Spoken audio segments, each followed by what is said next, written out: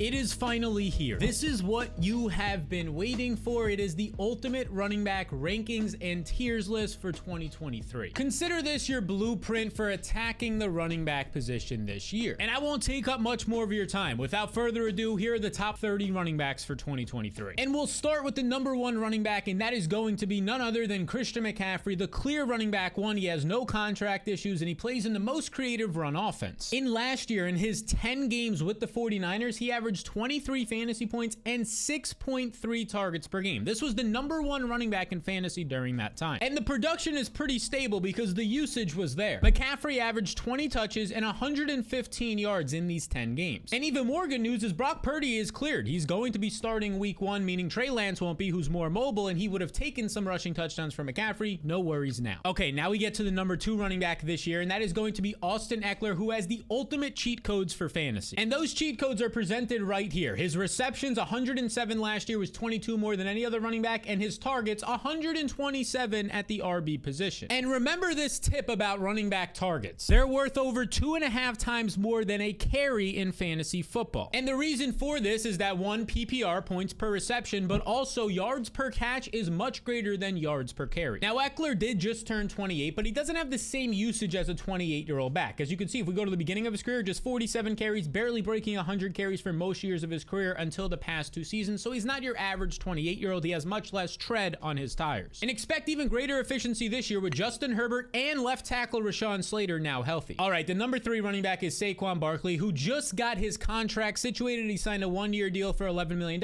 He's going to be playing every game this year, barring injury, and he's one of the few workhorse backs in the league. Because as you can see right here, he was just one of 3 running backs last year to see 80% of his backfield's opportunities. That's his targets and his carries for the Giants, and he was second in running back snap share at 80%. And this isn't going to change this year because he just has Matt Breida behind him and a rookie late round pick in Eric Gray. Saquon played in 16 games last year. After many people thought he was injury prone, he proved them wrong. And in his first year with Brian Daboll last year, the former Bills coach, Saquon saw career highs in his touches, his rushing yards, and his route participation. And Daboll turned the Giants running game into the number 7 unit in the NFL. And that was without like any great offensive line and a lot of injuries on the offensive line. And expect more potential touchdowns for Saquon this year because the offense should be more efficient, adding Paris Campbell and Darren Waller. So all of this makes Saquon an elite pick, the 3rd overall running back. Now the 4th overall running back is Nick Chubb, who just had a career best year in fantasy last year. You see Chubb, between his rushing and his receiving yards, posted nearly 1,800 total yards last year. And now he's entering year 2 in the Kevin Stefanski offense to coach for the Browns without Kareem Hunt. And this is important because it should lead to more red zone usage for Chubb. Last year, he saw just 47% of the red zone carries for the Browns. Kareem Hunt actually saw 32% of these carries, so expect this now to increase for Nick Chubb. And things will only get better if Deshaun Watson can become more efficient this year. He started to get more efficient to end last year, so Chubb is our running back 4. And now we go into tier 2. The first running back in tier 2, our 5th overall back, is the rookie Bijan Robinson. Now overall, I do think Bijan goes a little bit early. He's often taken as the running back 3 or 4 in drafts, and he is my 5th running back. So it's not crazy early, but just a tad early. But don't get me wrong, he's still a top 5 back this year because the dude can just do it all. In college, he saw a 10% target share, well above average, averaged over 6 yards per carry, well above average. You can see his athleticism metrics here from Player Profiler, above average speed and burst. This guy is the whole package. But the problem could be that he's being drafted as the running back 3 or 4, which could be his ceiling. He would have to finish in tier 1 here as like a top 3 or 4 back to pay off his price tag, and that's just not easy. You're trying to find some value and reliability in round 1,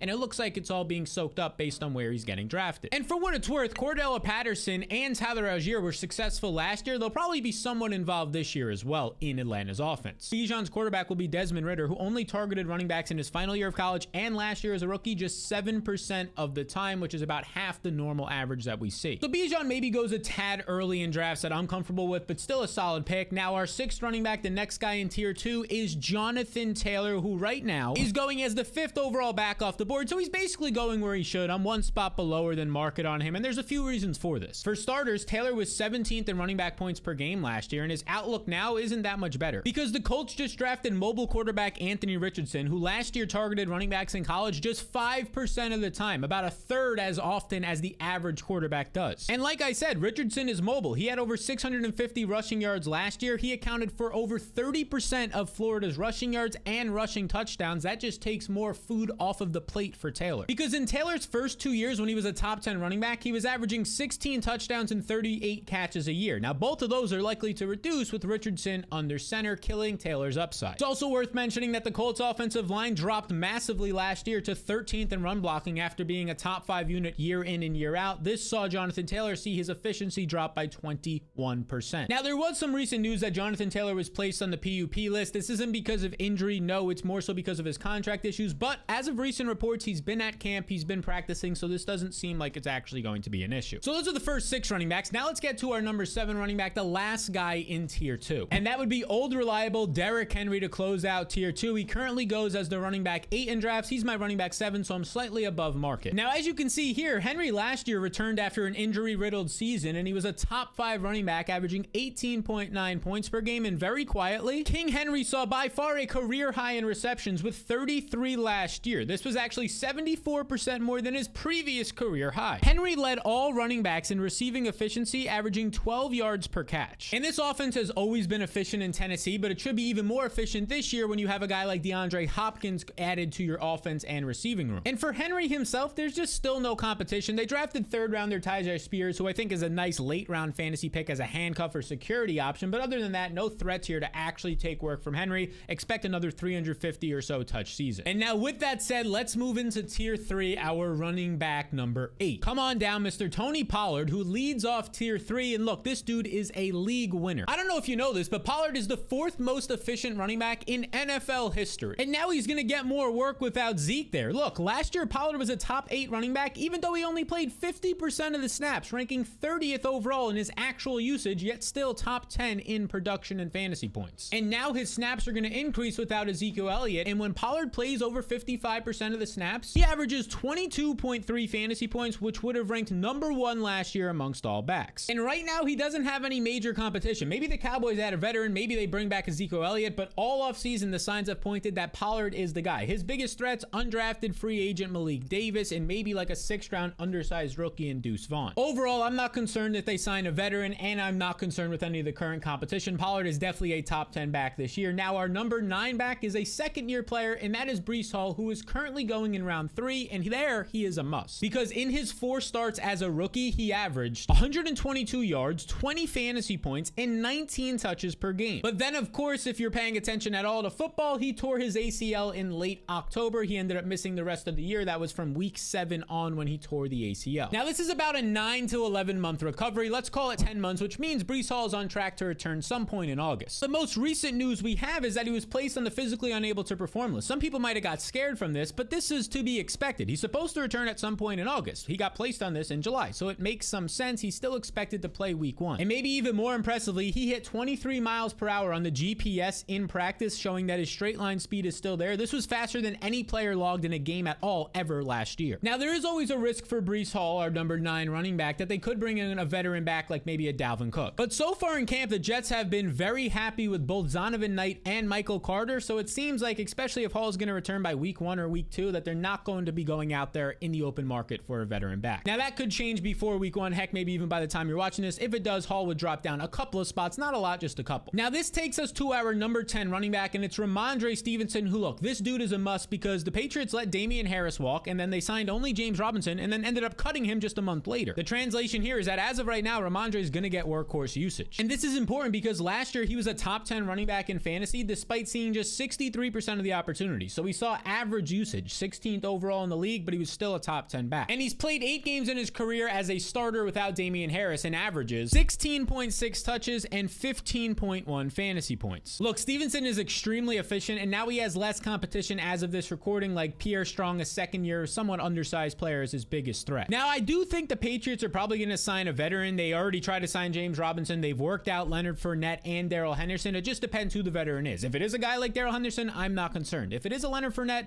yeah, Stevenson's going to drop a couple spots because Fournette can catch passes. The next man up, our number 11 running back in tier 3, is going to be Josh Jacobs, who, yes, of course, he's currently dealing with contracts disputes. He's already left Vegas on a plane as of this recording, apparently, so there is some concern that he could miss a game or two. But in reality, Josh Jacobs really doesn't have any leverage unless he just sits out, which mostly harms himself and his own wallet. But I see Jacobs dropping in drafts right now, often to the 3rd, sometimes 4th round, and because of that, you definitely want him. Last year, he ended up seeing the most opportunities in the NFL, 340 carries and 65 targets, over 400 total several opportunities. He was the workhorse. And you can expect this to continue this year because look, it's the exact same competition. Amir Abdullah, a pass catching back, Zamir White, who wasn't efficient, and now he's getting overhyped in fantasy because people think Jacobs is going to miss the whole year. And then Brandon Bolden, who's like a special teams 33 or 34-year-old captain. Look, for the most part, it's going to get blown out of proportion, and it's going to allow you to get Jacobs as a better value. Draft him, and then our number 12 running back, who's currently going, basically I have him ranked right where he goes in drafts as the running back 12, and that is Najee Harris. He's just properly valued by the market. Simply put, the Steelers didn't draft anybody or add anyone in free agency, meaning Najee still has the same competition as last year. And with that competition from last year, which was mostly undrafted rookie Jaylen Warren, well, Najee still saw a top 10 opportunity share with over 270 carries and 53 targets. Very good usage for Najee. And the Steelers actually helped Najee in this past draft. They took a first-round tackle in Broderick Jones, they signed a top 15 overall guard in Isaac Samalu, and they got an elite blocking tight end in Darnell Washington. Look, Najee wasn't efficient last year at all. He was just 52nd in yards per touch. His backup, Jaylen Warren, was actually better. But you must call out the fact that in August, he actually had a Liz Frank injury, which normally takes people like 2 to 3 months to come back from and they'll sit out, but Najee didn't really miss any time there. In August, he gets this and he plays through the season hurt the whole time. So I think Najee is being a little bit disrespected right now by a lot of people in the fantasy community, but now he's actually healthy. Let's see what he can do. He's the number 12 running back, and for number 13, I give you Joe Mixon, the Bengals running back, who is currently a huge value in drafts. Many people expected the Bengals to replace Mixon because of his contract in free agency or the draft, but the opposite happened. Cincinnati added nobody in free agency. They actually let their reliable backup Samaje Perine go, and in the draft, they took a 5th round running back, a late 5th round running back with the 29th pick in the 5th round, Chase Brown, which means he doesn't have any significant draft capital to threaten Joe Mixon. Mixon's had a lot of hurdles this offseason. They wanted him to take a pay cut. He did that. There was a misdemeanor, a potential misdemeanor charge that he can get charged for, but it seems like he's not going to miss time for that. So heading into week 1, you get the Bengals workhorse running back, who the last 3 years in this role was a top 10 running back in fantasy points per game, and now you get him as the running back 16 in drafts. So consider Mixon a great option. Now let's get to our final running back, our 14th overall guy in tier 3, and that is going to be Kenneth Walker, who now goes in round 3 of fantasy drafts, and he's properly valued. Look, a lot of people were concerned when the Seahawks took 2nd round pick this year, running back Zach Charbonnet out of UCLA, and it dropped Kenneth Walker all the way down to like round 5 and 6, but now he's back up to round 3. And this is where he should go because he took over in week 6 last year, and from this point on, Walker averaged 15.9 points on 20.6 touches. He was a top 10 running back. Now, your buddies are worried about Zach Charbonnet, and they should be, because in his college career, look at this, his receptions, he had 37 catches last year alone. He's a much better pass catcher than Walker and maybe even a better athlete. But the positive news for Walker is he was a top 10 back last year in fantasy without catching passes. He had just 27 catches, so you shouldn't worry about him. He's going to get his on the ground. So now we go from tier 3 to tier 4. And before we do, make sure you hit the subscribe button so you can get up to date on all the latest content we drop so you can smack around your buddies in fantasy this year. And to start off tier 4, we have Travis Etienne, who I am lower than market on overall in the draft, about the same as where he goes at the running back position. But when you factor in the wide receiver position, I'm below market on Etienne, and here's why. He's not as good of a pass catcher as many people think. He was 31st in running back target share, targeted on just 8% of his routes. That's not good. And overall, his route participation, how many times he ran a route per play he was out there, was just 27th in the NFL at the running back position, 41% of the time. This means basically he's not a pass catching running back. And that's a concern because, yeah, you don't have to catch passes like a Kenneth Walker, but you have to be elite on the ground then like Walker, and Etienne's not that elite. And not to mention, Jacksonville just drafted a 3rd round running back in Tank Bigsby, who is a good pass catcher. He earned 15% of his team's targets his final year in college, double what Etienne did last year. So Etienne right now is just, he's not a terrible pick. He's just not the greatest value compared to other positions or even running backs you can get a couple of picks later. Let's now get to our 16th overall running back. The next guy in tier 4 is the rookie Jahmyr Gibbs. Well, Gibbs secured 1st round capital, and this is an electric player. His final year at Alabama last year, he goes over 1,300 yards, and he has 44 receptions. This might not sound crazy to you, but in college, if you have 20 catches as a running back, that's solid. 30 is great. 40 plus is elite. Now, Gibbs' concern is he's just 5'9" and 199 pounds, so he's probably not going to secure any red zone work, especially with a bigger back and David Montgomery there. But he does have the cheat code in the ability to catch passes. He's in what should be a good offense. He currently goes as the 14th running back in drafts. I think he's properly valued. Also worth pointing out that they kick off the season on Thursday Night Football in prime time. The Lions versus Chiefs should be a high-scoring game, has like a 54-point total. If he goes off in this game, you might be able to sell him high for like a top 5 or top 10 back in fantasy. All right, now we head back to tier 4, and this is a guy who I think is actually underrated right now. I think he's going to win you your leagues. Our number 17 running back, the Packers running back, Aaron Jones. Jones currently goes in round 4 of fantasy drafts as the 41st overall player. The latest he's gone in 5 years, even though he was just a top 10 running back last year. Or specifically for Aaron Jones, his total yards, his rushing and receiving were over over 1,500 last year. And look, in 2022, he was very successful. He was the #1 running back in efficiency and saw a career high 72 targets. And now his running back competition is basically the exact same. It's still A.J. Dillon, who's always been his backup for 3 years. The only guy they added was a 7th-round running back in Lou Nichols. There's no issues here for Aaron Jones. And now with that said, let's move into tier 5 of the position. Tier 5 kicks off with the new Carolina Panthers running back Miles Sanders, who got the most running back money this offseason in free agency, $25 million across 4 seasons. And here's some more good news for Sanders. The Panthers had 5 draft picks and spent 0 on the running back position. And now Miles is reunited with his former coach his first 2 years with the Eagles and Deuce Staley. And in those 2 seasons with Staley, Sanders averaged 1,200 yards per year and was top 10 in yards per touch. I believe Miles Sanders has top 10 upside this year if this offense can click on all cylinders, so he will start off our tier 5 as our 18th running back. Now for our number 19 running back, we're going to give you J.K. Dobbins, who last year missed 9 games with a knee injury, but when he was healthy, he ranked top 10 in yards per touch and broke the 2nd most tackles in the league. And heading into this year, the Ravens have only added 30-plus-year-old Melvin Gordon to a 1-year deal as like an insurance-y depth piece. Now I know what you're thinking, but Sal, isn't Dobbins on the PUP list? Well, as of this recording, you would be right. He's on the physically unable to perform list, but this isn't because of an injury. It's because of a contract situation. He's trying to get some more money. Because Dobbins' last injury was 2 years ago from his ACL tear, which is normally a 9 to 11 to 15 at most if it's complicated like Dobbins' month recovery. He is fully over this. So expect Dobbins to return soon. And now we get to our number 20 running back in tier 5. It's the Houston Texans running back Dameon Pierce, 2nd-year player, who I'm actually slightly lower on than the market. As you can see here, Pierce goes as the number 18 running back in drafts as a 4th-round pick. So I'm slightly below the market here because I just think he has more competition now. The Houston Texans signed Devin Singletary this offseason to about a $3 million